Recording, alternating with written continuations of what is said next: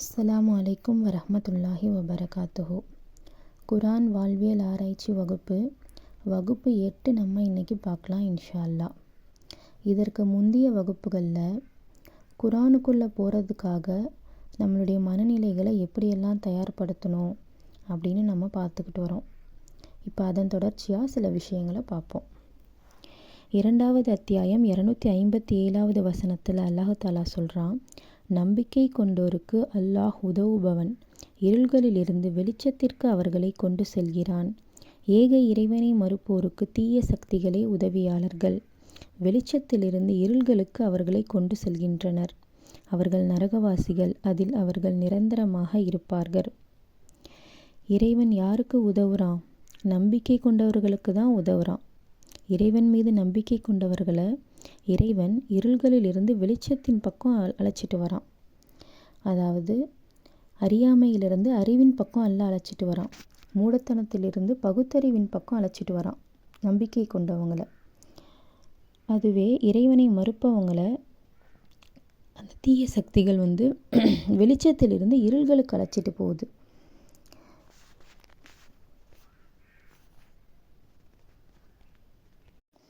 இறைவன் அசத்தியத்திலிருந்து சத்தியத்தின் பால் கொண்டு செல்கிறான். ஷைத்தான் சத்தியத்திலிருந்து அசத்தியத்தின் பால் கொண்டு செல்கிறான்.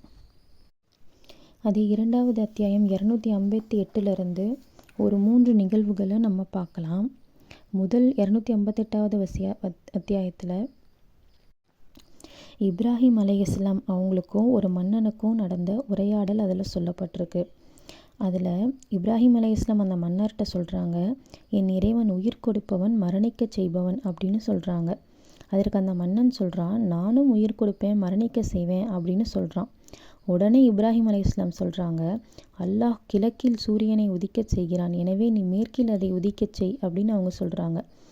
உடனே அந்த தர்க்கம் பேசின அவன் வாயடைச்சு போயிட்டான். ஏக இறைவனை மறுத்த அவன் வாயடைத்து போனான். அநீதி இழைத்த கூட்டத்திற்கு அல்லாஹ் நேர்வழி காட்ட மாட்டான். வாதத்தால் இப்ராஹிம் அலைஹிஸ்ஸலாம் அவனுடைய வாயடைக்க செய்கிறாங்க. ஆனால் அப்படி வாயடைக்க செய்திருந்தாலும் அவன் இஸ்லாத்தை ஏற்றுக்கிட்டானா அப்படின்னு கேட்டால் இல்லை. ஏன்னா அவன் பெருமையின் பக்கம் நின்றுட்டு இருந்தான். உண்மையை உணர்ந்த உண்மையை தெரிஞ்ச எல்லாருமே நேர்வழி அடைய மாட்டாங்க.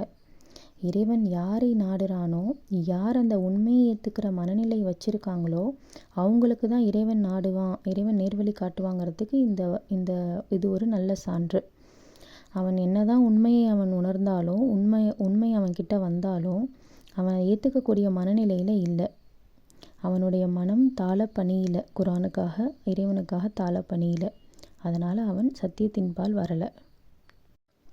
அதை தொடர்ந்து 259 ஒரு கிராமவாசி ஒரு ஊரை கடந்து போகிறாரு. அவர் ஒரு நம்பிக்கை கொண்டவர், அல்லாஹ்வின் பால் நம்பிக்கை கொண்டவர். அவர் இவ்வூர் அழிந்த பிறகு அல்லாஹ் எப்படி இதை உயிராக்குவான் அப்படின்னு சொல்லி அவர் யோசிக்கிறாரு. அப்போ அல்லாஹ் அவர்களை 100 ஆண்டுகள் மரணிக்க செஞ்சு பின்னாடி அவங்கள உயிர் கொடுத்து எழுப்பி எவ்வளவு நாளை கழிச்சிருப்பீங்க அப்படின்னு சொல்லி அல்லாஹ் கேட்குறான். அதுக்கு அவங்க பதில் சொல்கிறாங்க, ஒரு நாள் அல்லது ஒரு நாளில் சிறிதளவு கழிச்சிருப்பேன் அப்படின்னு அவங்க சொல்கிறாங்க. அல்லாஹ் சொல்கிறான், இல்லை, நீங்கள் 100 ஆண்டுகளை கழித்து விட்டீர். உமது உணவும் பானமும் கெட்டு போகாமல் இருப்பதை காண்பீர். பக்கத்தில் அவங்க கழுதை செத்துருக்கு. அவங்கள கழுதையை அல்லாஹ் மரணிக்க செய்திருக்கான். மக்களுக்கு உம்மை எடுத்துக்காட்டாக ஆக்குவதற்காக இவ்வாறு செய்தோம். கழுதையின் எலும்புகளை எவ்வாறு திரட்டுகிறோம் என்பதையும் அதற்கு எவ்வாறு மாமிசத்தை அணிவிக்கிறோம் என்பதையும் கவனிப்பீராக என்று அவன் கூறினான். அவருக்கு தெளிவு பிறந்தபோது அல்லாஹ் அனைத்து பொருட்களின் மீது ஆற்றல் உடையவன் என்பதை அறிகிறேன் என கூறினார். கழுதையை அல்லாஹ் மௌத்தாக வச்சு அதனுடைய எலும்புகளை ஒன்று திரட்டி திருப்பி அதுக்கு உயிர் கொடுத்து அல்லாஹ் அவருக்கு காண்பிக்கிறான். இப்படி தான் நான் இறந்து போனதை உயிர்ப்பிப்பேன் அப்படின்னு சொல்லி அந்த நல்லடியாருக்கு காமிக்கிறான்.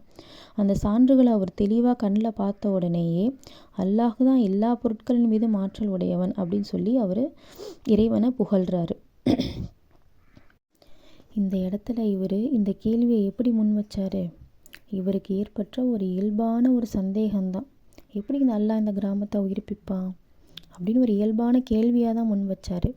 அவர் இறைவனை மறுக்கலை, குரானுக்கு எதிராக நின்று வாதிடலை. எப்படி இதெல்லாம் எப்படி நடக்கும், அல்லாஹ்வால இப்படிலாம் செய்ய முடியுமா அப்படின்னு சொல்லி அவர் வந்து முரண்பட்ட ஒரு ஒரு ஒரு ஒரு இதாக பார்க்கல அவர் இறைவனை முழுமையாக நம்பினார். இதை இறைவன் தான் செய்வான்னு நம்பினார். ஆனால் எப்படி அப்படிங்கிற ஒரு இயல்பான சந்தேகம் வந்துச்சு. அதை ஒரு பணிவு நிறைஞ்ச ஒரு கேள்வியாக இறைவன்கிட்ட முன் வச்சார். இறைவன் அந்த சந்தேகத்தை தீர்த்து வச்சு அவருடைய நம்பிக்கையை மேலும் வலுப்படுத்தினான். அடுத்து 3ஆவதாக 260வது வசனத்தில், என் இறைவா, இறந்தோரை நீ எவ்வாறு உயிர்ப்பிக்கிறாய் என்பதை அவனுக்கு காட்டுவாயாக என்று இப்ராஹிம் வேண்டிய போது நீர் நம்பிக்கை கொள்ளவில்லையா என்று இறைவன் கேட்டான். இப்ராஹிம் அலைஹிஸ்ஸலாம் கேட்குறாங்க, மௌத்தா போனவங்களை நீ எப்படி அல்லாஹ் உயிர்ப்பிக்கிற, எனக்கு காட்டுன்னு சொல்லி கேட்கும்போது அல்லாஹ் சொல்கிறான், ஏன் என்னை நம்பலையா அப்படின்னு சொல்லி கேட்குறான் அல்லாஹ். உடனே இப்ராஹிம் அலைஹிஸ்ஸலாம் சொல்கிறாங்க, இல்லை அப்படிலாம் ஒன்றும் இல்லை, என்னுடைய உள்ளம் அமைதி அடைகிறதுக்காகவே நான் கேட்குறேன் அப்படின்னு சொல்லி கேட்குறாங்க. உடனே 4 பறவைகளை பிடிங்க, அதை துண்டு துண்டாக வெட்டி உங்ககிட்ட வச்சுக்கிங்க, அப்புறம் ஒரு பகுதியை ஒவ்வொரு மலையின் மீதும் போய் வச்சிருங்க. அதுக்கப்புறம் அதை கூப்பிடுங்க, அது உங்ககிட்ட ஒன்று சேர்ந்து, அந்த மாமிசங்கள் ஒன்று சேர்ந்து உங்ககிட்ட வந்துடும் அப்படின்னு சொல்லி அல்லாஹ் சொல்கிறான். அதே மாதிரி அவங்க செய்கிறாங்க. அதே மாதிரி அது வந்துடுது. அல்லாஹ் மிகைத்தவன் ஞானமிக்கவன் என்பதை அறிந்து கொள்வீராக என்று இறைவன் கூறினான். இந்த இடத்துல இப்ராஹிம் அலைஹிஸ்ஸலாமுக்கும் தெரியும் இறைவன் இந்த அற்புதங்களை செய்யக்கூடியவன்னு. ஆனால் அது எப்படி நடக்கும் அப்படின்னு அவங்களுக்கும் ஒரு சந்தேகம். வானம் பூமியுடைய அரசாட்சியை இப்ராஹிம் அலைஹிஸ்ஸலாம் அவங்களுக்கு அல்லாஹ் எடுத்து காட்டியிருக்கான். அப்படி இருக்கும்போது அவங்களுக்கு இந்த மாதிரியான சந்தேகங்கள் வந்து இறைவன்கிட்ட தேவையில்லாத இந்த மாதிரியான சந்தேகங்களால் அதற்கு பதில் கிடைச்சி அவங்களுடைய உள்ளம் இன்னும் விரிவடையணும், இன்னும் அவங்க அதை தெரிஞ்சுக்கணும் அப்படின்னு அவங்க ஆசைப்படுறாங்க. அதனால் அந்த கேள்வியை கேட்குறாங்க. இறைவன் அதற்கு பதில் தரான். இப்போ இதில் நம்ம கவனிக்க வேண்டிய விஷயம் என்னென்னா, இந்த கடைசி 2 பேர் போல், அந்த கிராமவாசிகளை போலவும் இப்ராஹிம் அலைஹிஸ்ஸலாம் போலவும் நம்ம பணிவோட இறைவன்கிட்ட இது எப்படி சாத்தியம்னு கேட்கும்போது இறைவன் அதற்கான பதிலளித்து நம்மளோட உள்ளங்களை விரிவடைய செய்கிறான். அதே அந்த முதல் மன்னர் மாதிரி இருமாப்போடு நம்ம நின்னோம் அப்படின்னா நமக்கு அதற்கான பதில்கள் கிடைக்காது, நம்ம நேர்வழி அடைய முடியாது.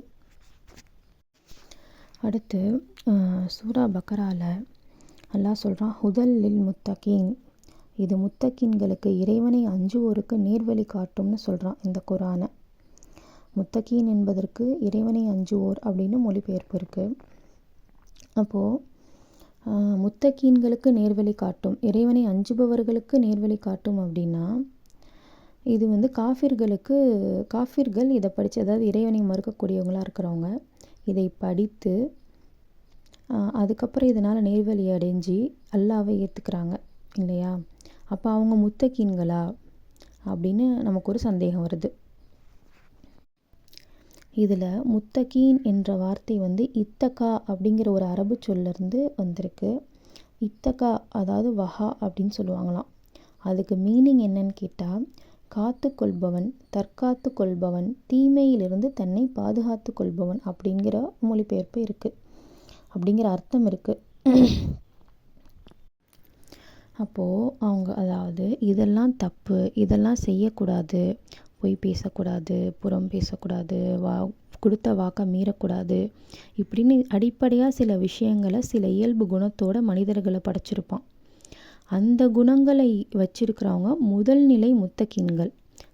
நம்ம தீமை செய்யக்கூடாது, நம்மளை காப்பாற்றிக்கணும்னு நினைக்கிறவங்க முதல் நிலை முத்தகீன்கள். முத்தகீன்களுக்கு பல படிநிலைகள் இருக்குது. அப்போ அவங்க முதல் நிலை முத்தகீன்கள். அப்போ அவங்க குரானை எடுத்து வாசிக்கும்போது அவங்களுக்கு அல்லாஹ் நேர்வழியை வந்து கொடுத்துட்றான், அவங்க நேர்வழி பெற்றுடுறாங்க. ஆனால் யார் வந்து பொய்யான தர்க்கங்கள் வச்சு கடவுள் இல்லை அப்படின்னு சொல்லிக்கிட்டு அல்லாஹ் கொடுத்த அந்த இயல்பை சிதைச்சிக்கிறாங்களோ அவங்களுக்கு இது நிச்சயமாக நேர்வழி காட்டாது. அல்லாஹ்வின் மீது பயம், அதான் வந்து இறைவனை அஞ்சுவோர் அப்படின்னு நம்ம சொல்கிறோம்.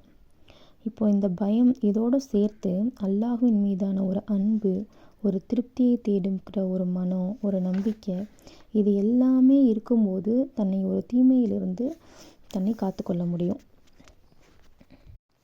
நம்முடைய ஈமான் வந்து தக்வாவோடு பிணைக்கப்பட்டிருக்கு, தக்வா வாழ்க்கையோடு பிணைக்கப்பட்டிருக்கு. ஈமான் அப்படிங்கிறது நம்பிக்கை சார்ந்தது.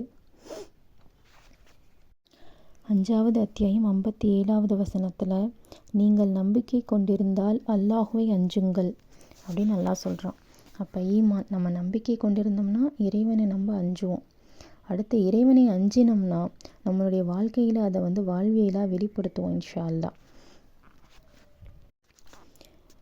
10வது அத்தியாயம் 62வது வசனத்தில், கவனத்தில் கொள்க, அல்லாஹுவின் நேசர்களுக்கு எந்த பயமும் இல்லை, அவர்கள் கவலைப்படவும் மாட்டார்கள்.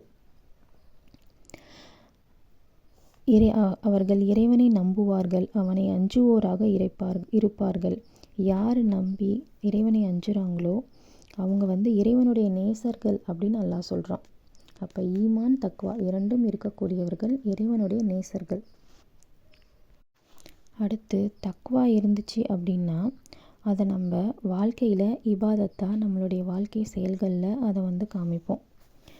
அல்லாஹ் 2வது அத்தியாயம் 177வது வசனங்களில், உங்கள் முகங்களை கிழக்கு நோக்கியோ மேற்கு நோக்கியோ திருப்புவது நன்மையன்று, மாறாக அல்லாஹ்வையும் இறுதி நாளையும் வானவர்களையும் வேதங்களையும் நபிமார்களையும் நம்புவோரும் உறவினர்களுக்கும் அனாதைகளுக்கும் ஏழைகளுக்கும் நாடோடிகளுக்கும் யாசிப்போருக்கும் அடிமைகளை விடுதலை செய்வதற்கு மன விருப்பத்துடன் செல்வத்தை வழங்குவோரும் தொழுகையை நிலைநாட்டுவோரும் ஜகாத்தை வழங்குவோரும் வாக்களித்தால் தமது வாக்கை நிறைவேற்றுவோரும் வறுமை நோய் மற்றும் போர்க்களத்தில் சகித்து கொள்வோருமே நன்மை செய்பவர்கள். அவர்களே உண்மை கூறியவர்கள், அவர்களே இறைவனை அஞ்சுபவர்கள்.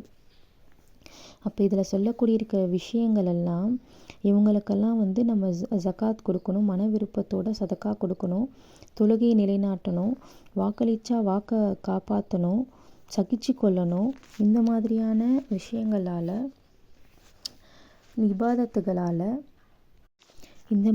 இபாதத்துகள் செய்யக்கூடியவங்க இறைவனை அஞ்சுபவர்கள் அப்படின்னு அல்லாஹ் சொல்கிறான். அப்போ இறைவனை அஞ்சிட்டோம் அப்படின்னா நம்மளுடைய செயல்களில் அது நிச்சயமாக வெளிப்படுத்தணும் இன்ஷா அல்லாஹ். ஏன்னு கேட்டால் நம்மளுடைய மனநிலையும் செயல்நிலையும் ஒன்றோடு ஒன்று பிணைக்கப்பட்டிருக்கு. நம்மளுடைய மனதளவில் எதை அஞ்சுகிறோமோ எதை விரும்புகிறோமோ அதை நம்ம செயல்களில் வெளிப்படுத்துவோம். நம்மளுடைய செயல்களின் வெளிப்பாடு நம்ம மனசில் இருக்கிறத அப்படியே காமிக்கும். 5வது அத்தியாயம் 27வது வசனத்தில், ஆதமுடைய மகன்கள் 2 பேருடைய வரலாறு சொல்லப்பட்டிருக்கு. அவங்க 2 பேருமே ஒரு வணக்கத்தை செய்கிறாங்க. அவங்க ஒரே வணக்கத்தை செய்கிறாங்க. அவங்க ஒருவர்கிட்டருந்து அல்லாஹ் அதை ஏற்றுக்கிறான், இன்னொருத்தருந்து அதை ஏற்றுக்கலை. அப்போ ஏன் ஏற்றுக்கலைன்னா அல்லாஹ் சொல்கிறான், தன்னை அஞ்சுவோரிடமிருந்தே அல்லாஹ் ஏற்றுக்கொள்வான் அப்படின்னு அதே வசனத்தில் பதிலளிக்கிறான். அப்போ இறைவனை அஞ்சுவோர் தக்வாவோடு சேர்ந்த இபாதத்தை நமக்கு பயனளிக்கும், இறைவனால் ஏற்கப்படும். சரி, தக்வாவோடு இருக்கிறவங்க தவறே செய்ய மாட்டாங்களா அப்படின்னு கேட்டால் நிச்சயமாக அப்படி கிடையாது. மனிதர்கள் எல்லாரையுமே அல்லாஹ் தவறு செய்யக்கூடியவர்களாக தான் படைச்சிருக்கிறான். அவர்கள் தவறு செஞ்சாலும் உடனே இறைவனின் பக்கம் திரும்பி அவனுடைய மன்னிப்பையும் திருப்தியையும் தேடுவாங்க. அவர்கள் தான் தக்வா உடையவர்கள்.